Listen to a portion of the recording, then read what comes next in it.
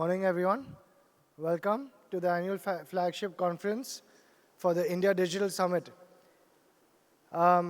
This India Digital Summit has been around for a long time, and I can be proud to say that it's the oldest and most premium forum for the entire digital industry and all our business professionals. It's now been around for 18 years.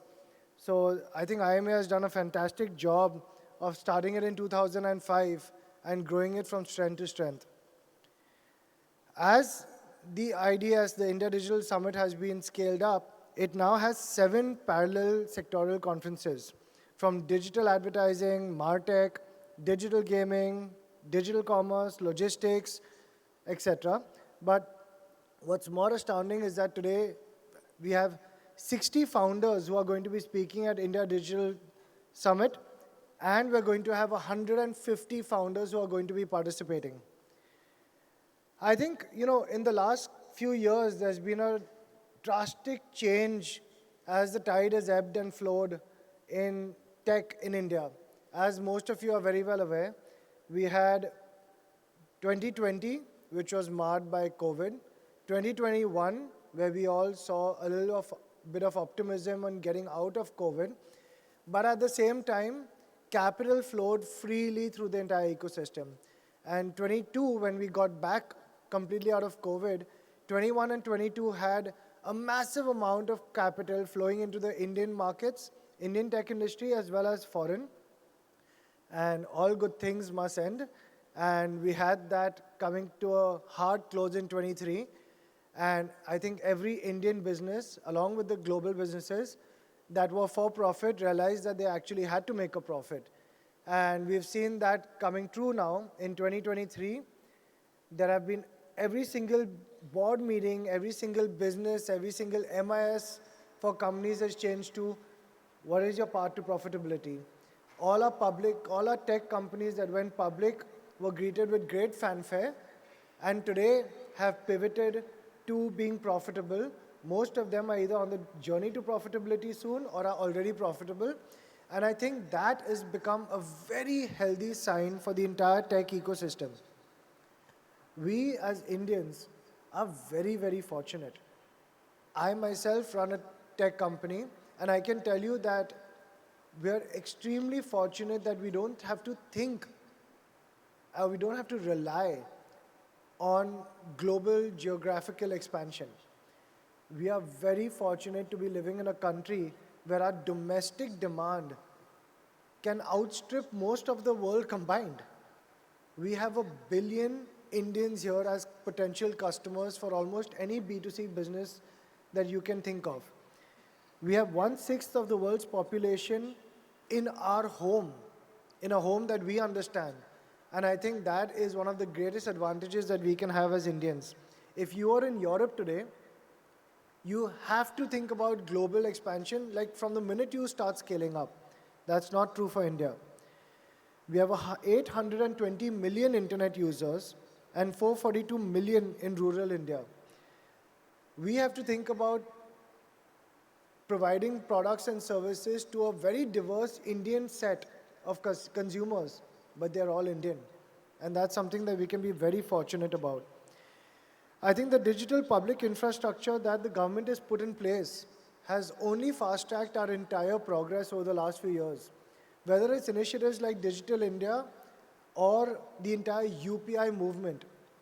I remember when I was studying abroad about 15 years ago, I used to think how much faster fintech is in the US and how their digital banking apps and websites at the time, was so much better and so much easier.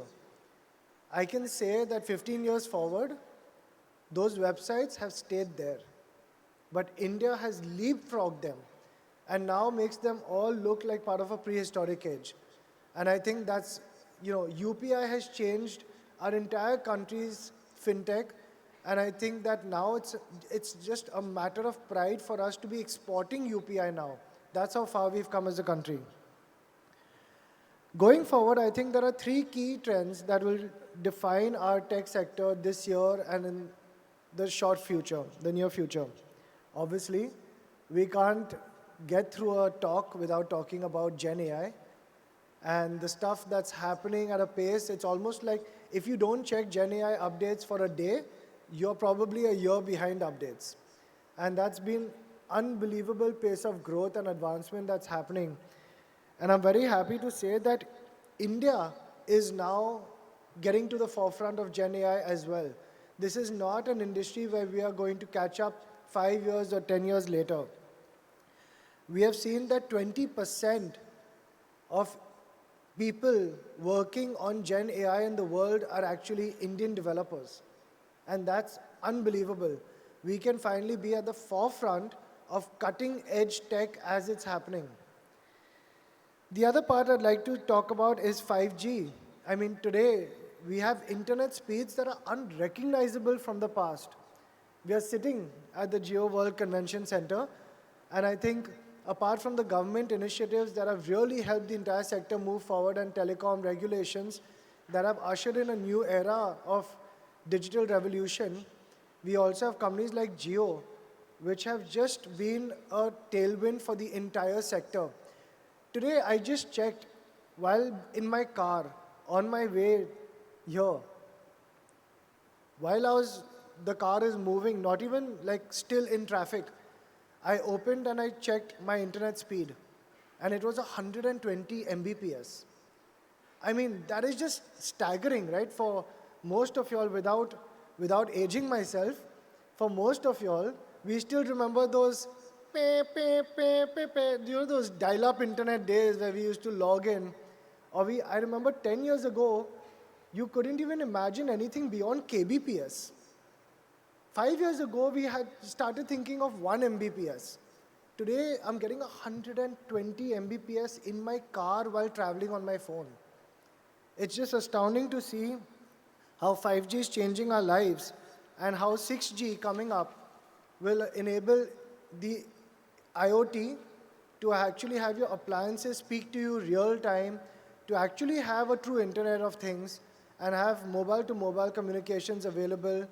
It'll usher in a whole new era of telecommunications. The government's PLI schemes in the hardware side have also been accelerating growth so that the hardware and software can marry together in our revolution. Lastly, I think the semiconductor movement, and I'm sure anyone here in tech would be reading about NVIDIA and about all the progress that's happening, but I think India is now starting to be again on the forefront of the semiconductor movement.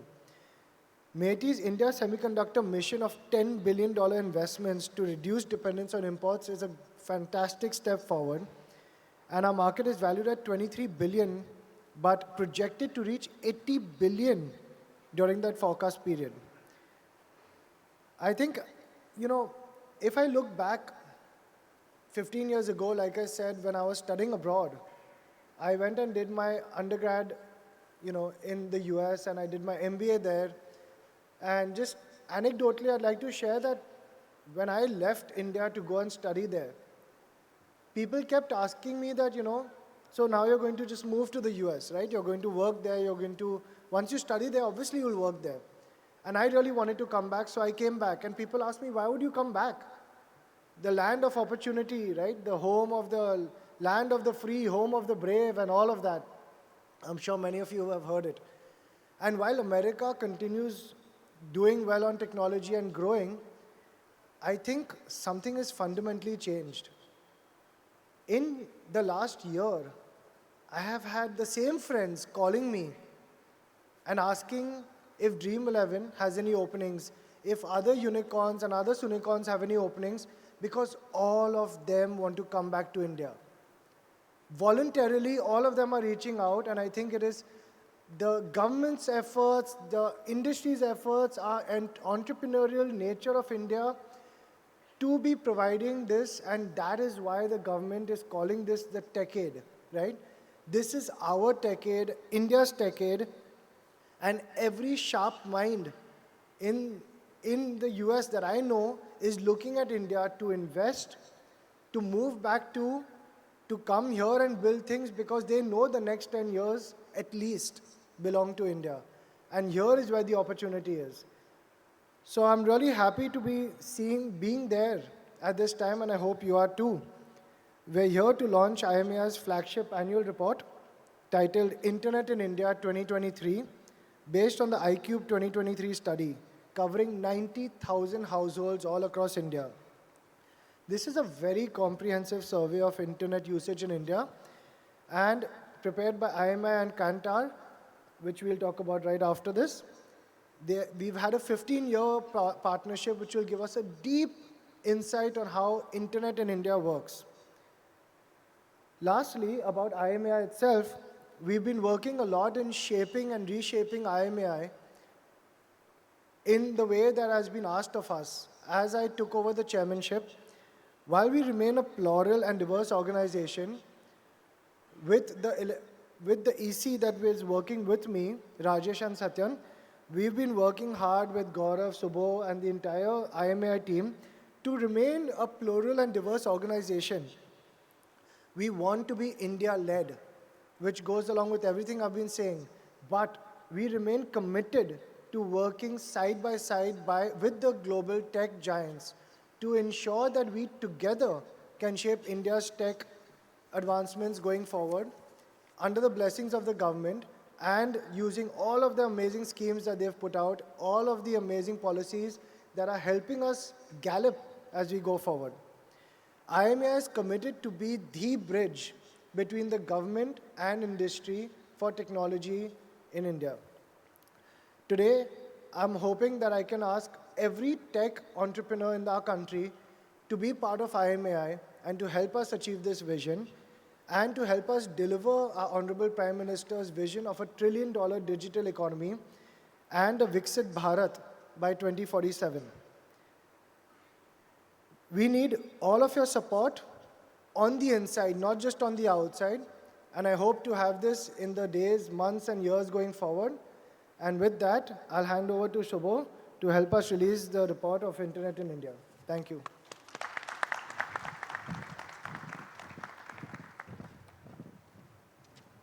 May I request our chairman, Jain, and Puneet Avasthi of KANTAR to help us release the report, please.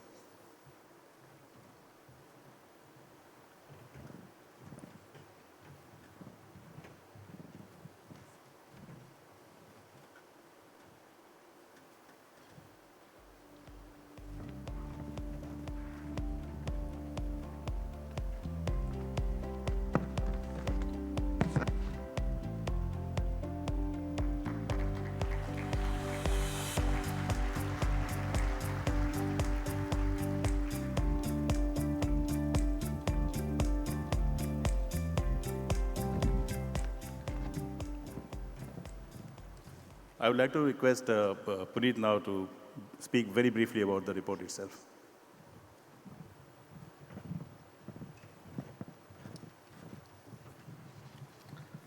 Thanks, Subho. Thanks, Harsh. Good morning, everyone. It's delighted to be here in Bombay, in Mumbai, talking to you about the march of internet in the country. And as Harsh has rightly pointed out, we estimate that India has about 821 odd million active internet users, growing at about 8% year on year. So it is a moving story. It is not a story that is kind of, now pretty much reached its maturity. It is democratizing rapidly information access and access to a variety of services. And that is something that has been a remarkable change over the last few years, which internet and the digital platform as such has enabled for India. Having said that, and the fact that there is a very large chunk of the active users of internet in the country which are now in rural India, the majority as such, close to about 54% of active internet users in the country are now in rural India. But even as we, it's a statistic to be very delighted about, the fact that, bulk of India lives in rural and today digital is very deeply penetrated in rural with better quality access as well.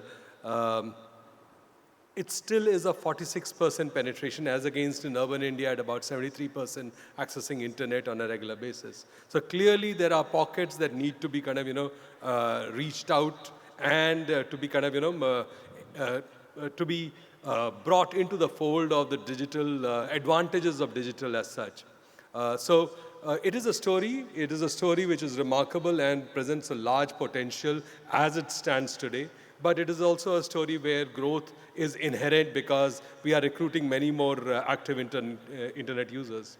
Those who are non-users currently are very heavily skewed towards such people who either do not have device access, so there is about a fifth of them who are saying that, look, I do not have device access, or alternatively, they are prohibited from using internet. And that is true across urban and rural India.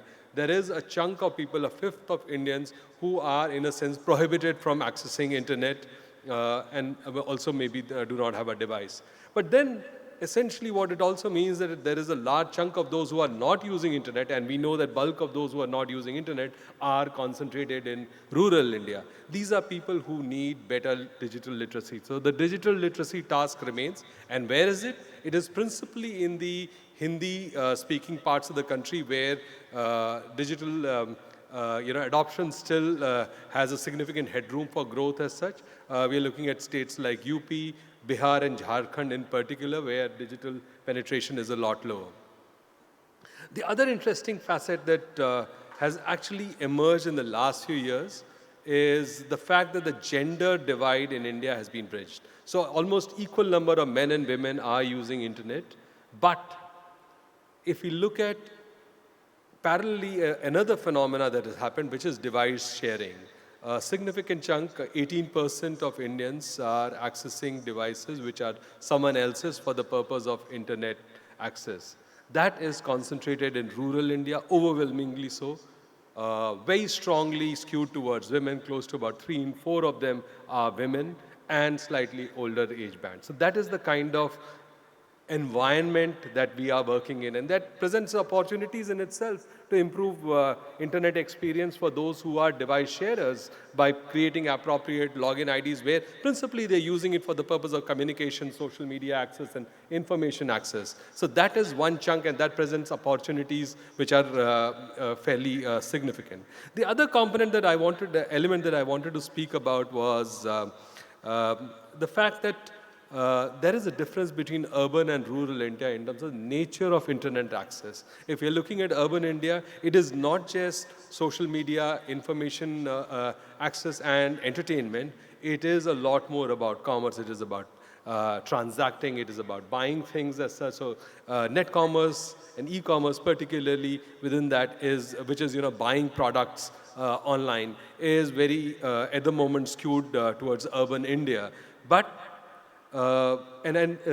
linked to that is the fact that there is also digital payments. So digital payments in India is a very large story and a very big success story. But if we look at how e-commerce transactions happen and what is it that people are using internet for, if we look at digital payments, there is a skew away from rural India. So really the task for rural is to expand the bouquet of services for internet in areas which are commercially anchored, and that is something that would be the big next step for internet, which could be around agri-technology, which could be around payments and enabling payments for various individuals who are accessing shared devices at times. But the infrastructure has been created. The democratization of internet is very much at play. Equal number of men and women, older people, young people, everybody is accessing the internet today. The important thing is to monetize it effectively, and that's something that is very much underway. The other element that I'll talk about is that internet as an audience is an enormous space. If we look at OTT access as such, we're looking at close to about over 700 million are accessing video content or music content online. In fact, there has been a bridging of gap in the number of people who are accessing video content and audio content. The gap has narrowed. There are many more people who are accessing internet on an active basis for audio content as well. Within that, there is a significant 200 million people who are today not accessing content on any other linear format. So these are cord cutters, over 200 million people. That is the audience size of cord cutters, people who are not accessing any entertainment or video content on any other format at all. They are only on their device and accessing it via the internet medium. So that is the size of the audience exclusively available on the digital, and that's only growing. It's only growing rapidly. So I would just leave you with 3 important factoids. India is a moving story. It is going to continue to kind of grow in a very significant manner. There are pockets that offer significant growth from a customer acquisition standpoint. There is the emergence of opportunities as a result of usage behavior, including device sharing, and the fact that rural is where commercial applications are fewer, and that is something that needs to evolve with offers and services in that space. And digital as an audience for engagement and creating brands as such is a very strong platform today in the country, and a very large platform. Thank you.